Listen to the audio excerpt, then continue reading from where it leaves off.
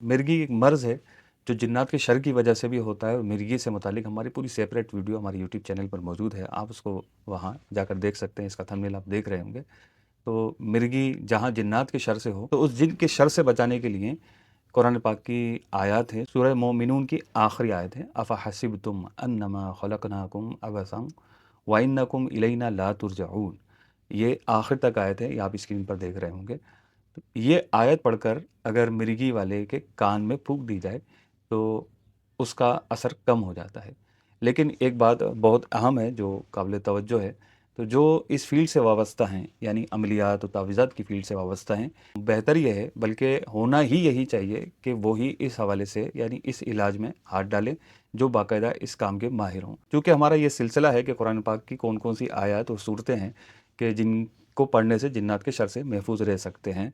यहाँ सिर्फ वो फजीलत बयान की गई है, ये कोई आम इजाज़त नहीं है कि मैं भी पढ़ लूँ और आप भी पढ़ लें। तो इसमें बहुत ज़्यादा एहतियात की हाजत है। क्यों? क्योंकि जिन एक ऐसी मखलूक है जो हमें नज़र नहीं आती है।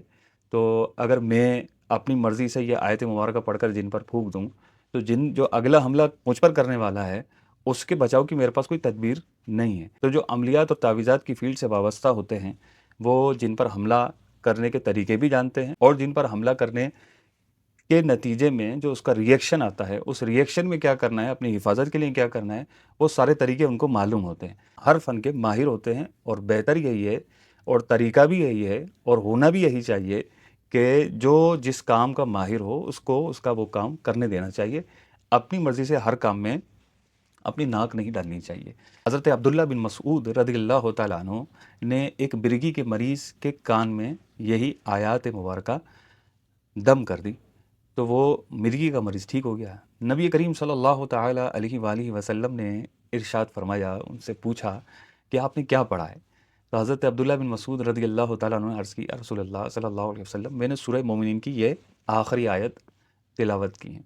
नबी करीम सल्लल्लाहु अलैहि वसल्लम ने इरशाद फरमाया, कसम है उस रब तबारक व तआला की जिसके कब्ज़ा कुदरत में मेरी जान है, अगर ये आयत कोई बंदा मोमिन किसी पहाड़ पर भी दम कर दे तो पहाड़ अपनी जगह से हिल जाए।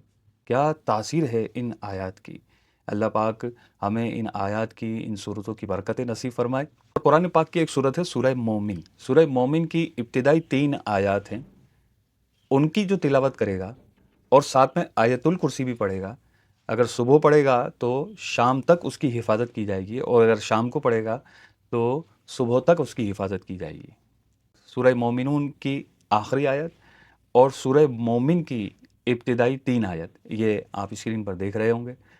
इन आयत को पढ़ने की बरकत से अल्लाह पाक जिन्नात से आपको महफूज रखेगा। तो ये वो वज़ाइफ़ हैं जो कुरान पाक में मौजूद हैं, और अहादीस करीमा में इनको पढ़ने की तरग़ीब दिलाई गई है, तालीम फरमाई गई है कि हम इन आयत का, इन औरात का विर्द रखा करें। और जहाँ तक इलाज की बात है, वो मैंने इसकी वजाहत कर दी कि इलाज का मामला ये एक अलग चैप्टर है। इसके लिए इसके माहिर फ़न लोगों से रब्ता किया जाए और उनके ही ये सुपुर्द किया जाए कि वो ही इस हवाले से काम करें, और जो उनका तरीक़ेकार है इलाज करने का, उस पर वो जायज़ तरीक़ेकार हों, उस पर वो अमल करें और उसके ज़रिए अपने मरीज़ों का इलाज करें। अल्लाह पाक हम सबका हामी और नासिर हो। अल्लाह पाक हम सब की हिफाजत फरमाए। देखते रहिए, चैनल को सब्सक्राइब कर लीजिए, लाइक कीजिए, शेयर कीजिए। मिलते हैं इंशाअल्लाह अगली वीडियो।